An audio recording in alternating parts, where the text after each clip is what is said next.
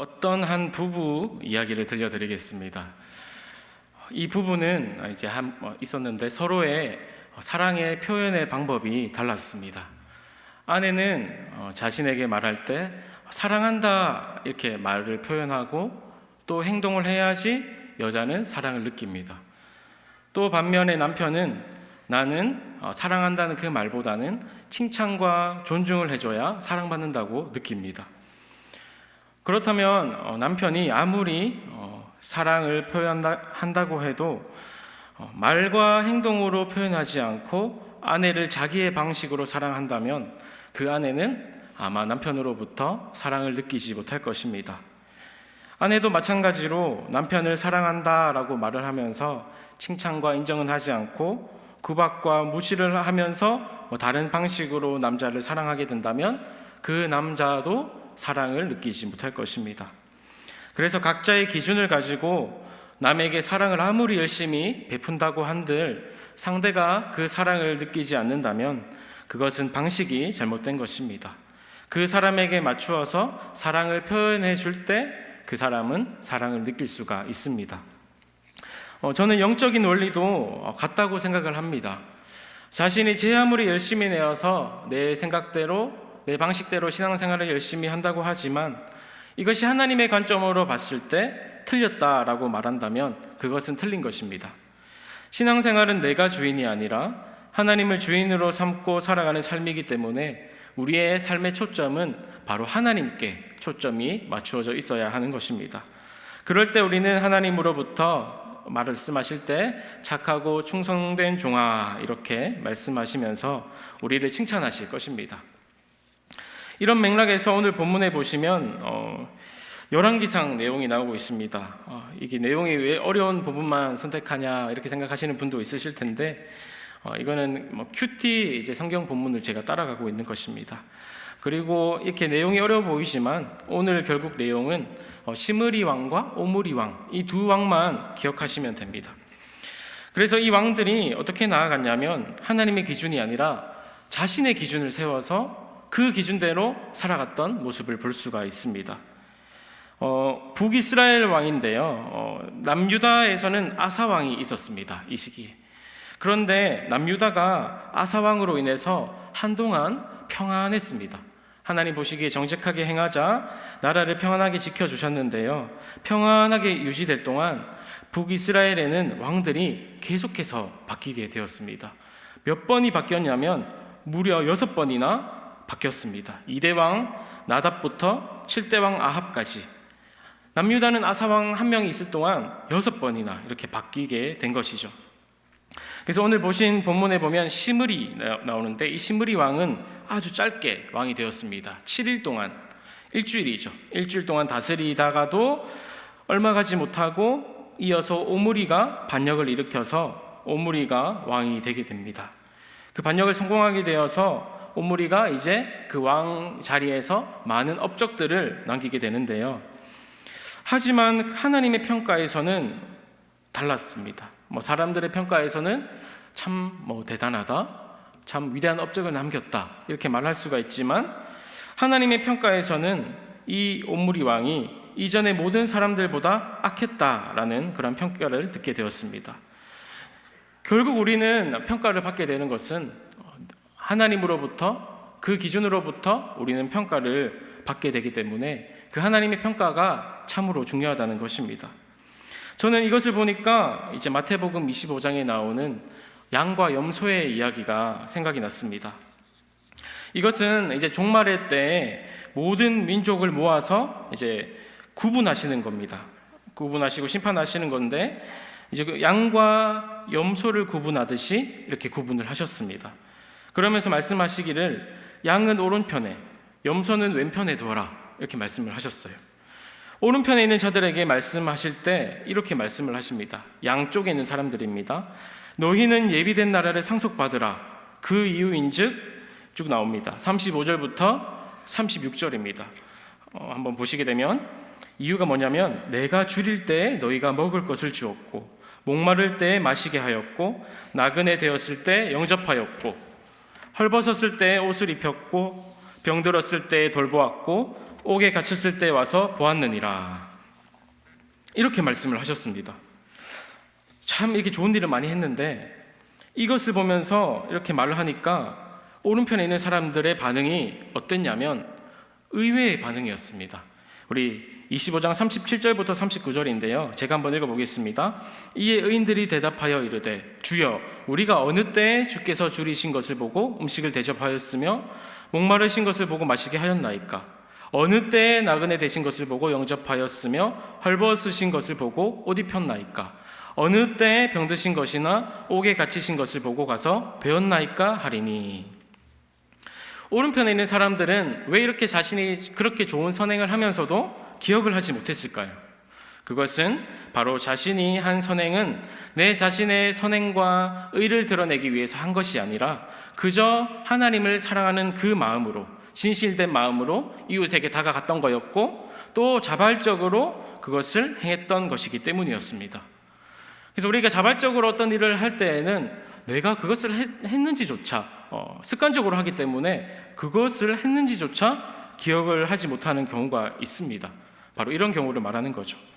반면에 왼편에 있는 자들에게 말을 하기를 똑같이 이렇게 물어봤는데 너희가 이렇게 똑같이 내가 줄이고 목마를 때 병들었을 때 이런 상황에서 내가 오히려 돌보지 않았습니까?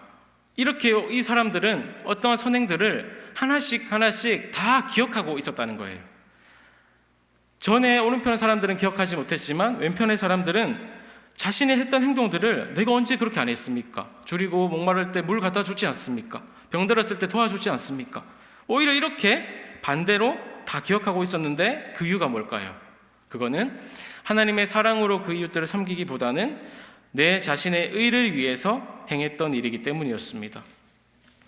그래서 우리가 하나님의 일을 한다고 하면서 사실 우리의 또 내면에 그런 모든 사람들의 욕구가 있잖아요. 어떤 이면에는 나도 사람들한테 인정을 조금 받고 싶다.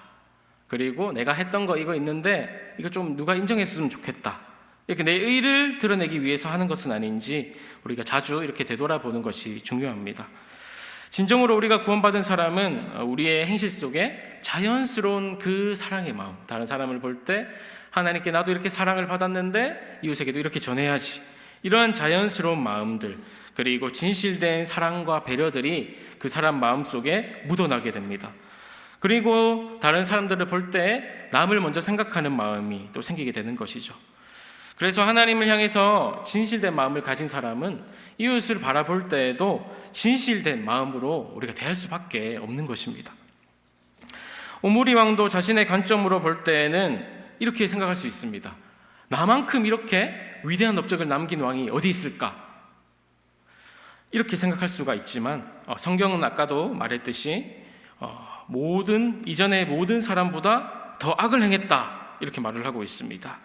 우리 오늘 읽으신 25절입니다. 우리 25절 말씀 우리 한번 같이 읽어보도록 하겠습니다. 25절 시작. 오므리가 여호와 보시기에 악을 행하되 그 전에 모든 사람보다 더욱 악하게 행하여. 시므리하고 오므리 이렇게 계속 왕조가 바뀌면 얼마나 밑에 사람들이 정신이 없겠어요. 여기 맞췄다가 저기 맞췄다가 아마 정신이 하나도 없었을 것입니다. 그러다 보니까 자연스럽게 밑에 사람들이 갈등이 생기게 되겠죠. 내분이 생기게 되겠죠. 그래서 그 당시에 이 시기 때 이스라엘의 그러한 갈등이 최고조에 달했습니다. 그리고 백성들의 삶은 더욱더 피폐해져만 갔고 하나님을 향한 신앙도 약화되어 가고 있었습니다. 그런데 이 오므리가 사실 업적으로 치자면 참 흠잡을 데 없이 위대한 사람이었습니다. 우리 성경에서는 이 오므리의 행적을 간단하게 기록하고 있습니다. 오늘 읽으신 23절부터 마지막 절 28절까지 보면 아주 간단하게 5절에서 6절 정도로 이렇게 기록해서 넘어가고 있지만 사실 이 오므리 왕은 매우 유능한 왕이었습니다. 존 브라이트의 이스라엘 역사라는 책을 보면 이 오므리의 정책에 대해서 나오고 있는데 어떻게 설명하고 있는지 한번 들어보시면 되겠습니다. 다윗과 솔로몬의 정책을 주로 본받았답니다. 되게 어떻게 보면 똑똑한 왕들의 그런 정책을 본받으려고 했던 왕이었고 국내에서는 평화를 유지했고 남유다와는 우호적인 관계를 맺었으며 베니게인들과는 긴밀한 유대를 가지고 요단 동부, 특히 아람족에 대해서는 강경책을 쓸 것을 요구하였다. 또 이 오므리 왕가 통치하에 있을 때 이스라엘은 상당한 물질적인 번영도 있었다. 건설 사업을 벌이기도 하였으며 별관도 수리하였다. 거대한 성벽을 쌓고 정교한 터널을 파서 물의 공급도 확보하려고 했고 공격 무기도 발전하려고 했다. 등등. 이렇게 많은 위대한 업적을 남겼습니다. 사실 우리가 이러한 업적을 남겼다고 한다면 나라에 위대한 공헌을 했기 때문에 위인, 진짜 위인, 우리나라의 한글을 만드신 세종대왕처럼 위인으로 인정받아야 될지도 모르겠습니다. 하지만 아까 앞에서도 제가 말했지만 우리는 세상의 평가에 이렇게 왔다 갔다 하는 것들이 아니고 하나님의 평가에 우리는 집중해야 합니다. 그러기 위해서는 우리가 늘 하나님을 생각하고 의식하는 것, 이것을 습관하셔야 합니다. 하나님을 의식하지 않으면 결코 우리가 하나님을 생각하지도 않을 뿐더러 하나님을 기쁘시게 할 수 없는 존재가 바로 우리의 인간의 죄성이기 때문입니다. 그래서 그리스도인은 그렇기 때문에 하나님과 나 사이에 이런 줄다리기라고 해야 되죠. 하나님과 나 사이에 영적 줄다리기 상황을 항상 점검해야 되는 것입니다. 나대로 살고 싶은 마음이 땡기고 있고 또 한편으로는 하나님의 뜻대로 살아가고자 하는 그 마음이 줄당기고 있습니다. 특히나 우리 모든 사람의 마음에는 죄의 본성이 있어요. 그래서 이 죄의 본성 때문에 가만히 있어도 우리는 죄 쪽으로 이렇게 줄이 당겨집니다.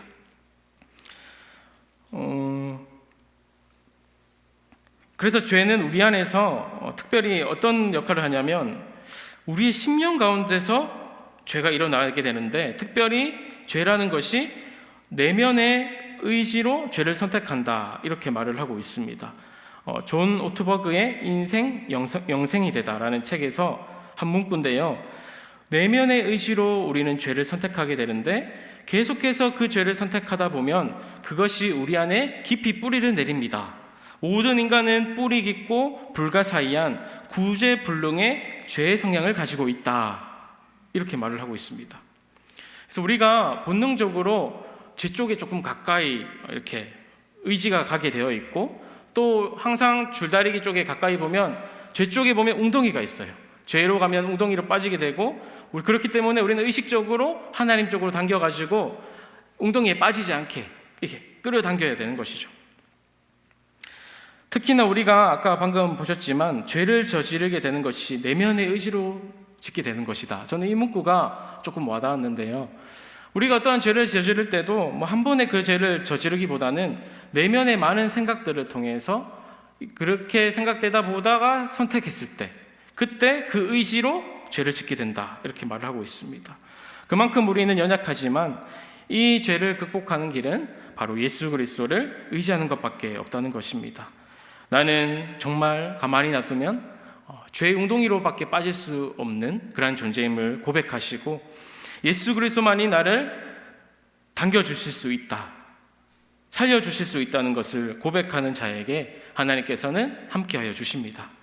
그래서 우리는 늘 나의 연약함을 인정하는 그 자세를 가지시고 매일매일 하나님 앞에 이렇게 은혜를 구하며 나가야 합니다. 그렇게 자신을 부인하면 부인할수록, 많이 부인하면 부인할수록 우리 삶에서 더욱더 강하게 일하시고 역사하시는 우리 하나님의 일하심을 우리는 볼 수 있게 되실 것입니다. 때문에 우리가 삶에서 해야 하실 것은 결단해야 하는 것이죠. 삶에서 내가 하나님을 선택할 것인지 아니면 내가 세상을 선택할 것인지 말입니다. 우리 조금 더 뒤에 보시게 되면 우리가 잘 아시는 그 엘리야하고 바알과 아세라 선지자의 대결 장면이 나옵니다. 850대 1 전쟁인데요. 거기서 엘리야는 사람들에게 결단을 요구합니다. 어떤 결단을 요구하냐면 열왕기상 18장 21절입니다. 우리 이 구절도 한번 같이 읽어보셨으면 좋겠습니다. 시작. 엘리야가 모든 백성에게 가까이 나아가 이르되 너희가 어느 때까지 둘 사이에서 머뭇머뭇하려느냐. 여호와가 만일 하나님이면 그를 따르고 바알이 만일 하나님이면 그를 따르지니라 하니 백성이 말 한마디도 대답하지 아니하는지라. 이것이 오늘날 우리의 모습이 아닌가 한번 생각해 보게 되었는데요. 당시에 여기는 바알이라고 되어 있습니다. 바알신 많이 들어보셨지만 이 바알은 풍요를 이제 상징하던 그런 신이었습니다. 당시에는 농업이 주를 이루었기 때문에 농사를 짓는 이스라엘 백성은 당연히 자신의 농사가 잘 되기 위해서는 그 바알신이라는 그 신에게 빌 수밖에 없었습니다. 농사를 하는 사람이라면 모든 소원이 흉년을 맞이하고자 하는 분들은 아무도 없을 겁니다. 모두가 풍년을 맞고 싶어하고 많은 수확을 거두고 싶어합니다. 그렇기 때문에 바알을 내 삶에서 버리는 것이란 실제적으로 내 먹을 생계를 내팽개치는 것과 같은 그러한 결단과 비슷한 결정이었습니다. 그렇기 때문에 자신과 또 자신의 생계와 하나님을 믿는 것 사이에서 백성들은 머뭇머뭇할 수밖에 없었고 대답하지 아니했더라. 이 말이 충분히 공감이 되는 말입니다. 그러면서 또 저는 아브라함이 생각이 났습니다. 창세기 12장 보시면 아브라함을 부르실 때 친척과 고향과 아버지의 집을 떠나 내가 내게 지시할 땅으로 가라. 이렇게 우리 구절로 나와 있지만 참 이 구절 하나가 한문 구절인데 너무나 선택하기 쉽지 않았겠다 이 생각이 드는 거예요. 아브라함의 실제적인 모습은 제가 알지 못해서 모르겠지만 자신이 살던 그 고향을 떠나는 것도 쉽지 않고 친척과 아버지의 집 다 이렇게 연결되어 있는 이러한 상황 속에서 하나님 말씀 하나 붙잡고 선택하는 것. 제가 부천에 있으면서도 부산이 생각이 많이 나는데 그런 결정을 쉽게 떠난다는 자체가 결코 쉽지 않았겠다라는 생각이 제가 들었던 것입니다.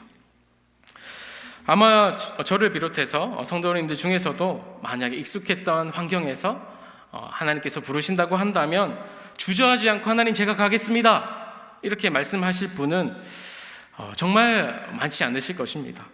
말씀 만약에 하신다 해도 잘못 들었습니다, 제가 다시 한번 생각해 보겠습니다, 아니 그냥 제가 갈 길 제가 알아서 가겠습니다, 이렇게 말할 수도 있습니다. 하지만 하나님께서는 우리에게 원하시는 것은 머뭇머뭇하지 않고 하나를 선택하시기를 원하시는 분이심을 우리는 계속해서 성경 말씀을 통해서 알 수가 있습니다. 그래서 우리가 삶 가운데 사시면서 각자만의 바알신이 다 있습니다.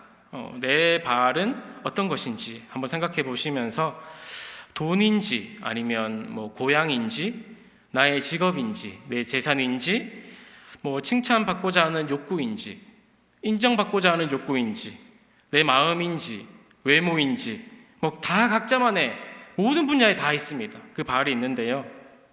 그래서 하나님께서 원하시는 것은 하나님을 선택하는 것, 그것입니다. 하나님은 그래서 신뢰하는 자들에게 하나님이 일하시는데 나중에 뒤에 그 엘리야가 이겼을 때 그제서야 백성들이 하나님을 인정하고 그제서야 대답을 하는 모습을 볼 수가 있는데 굳이 하나님께서 이렇게 응답으로 보여주시지 않더라도 우리는 그 하나님을 믿고 신뢰하는 그 자세가 더욱더 하나님 앞에 복된 자세가 아닐까 생각을 해봅니다. 우리가 어떤 삶의 순간에 놓였을 때 그래서 우리가 하나님을 더욱더 신뢰하시고 어렵지만도 하나님을 선택할 수 있는 저와 여러분이 될 수 있기를 축복합니다. 이렇게 하나님 말씀을 따를 때 우리가 하나님의 그 마음을 우리가 읽을 수가 있게 되실 것입니다. 저는 요즘에 육아하면서 하나님의 마음을 많이 깨닫는데요. 요새 잠을 잘 자다가 예빈이가 둘째인데 이제 5개월 됐습니다. 그래서 잠을 잘 자다가 계속 며칠간 우는 겁니다. 왜 이렇게 자주 깨냐? 잘 자다가 통잠 자다가 왜 이렇게 자주 깨냐?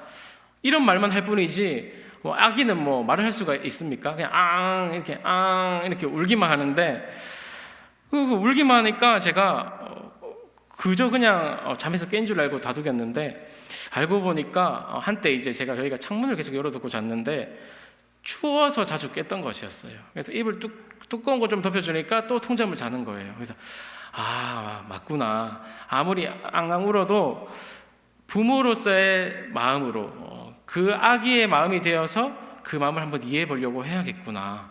그래야지 내가 그것을 알아챌 수가 있겠구나, 이 생각이 들었던 것입니다. 그래서 영적으로도 하나님이 이렇게 말씀하시는데도 내가 다르게 듣고 판단할 수도 있는 것이구나. 그래서 그러면서 정말 하나님의 그 마음을 제가 잘 꿰뚫어야 되고 분별을 잘해야겠구나, 제가 생각을 했던 것입니다.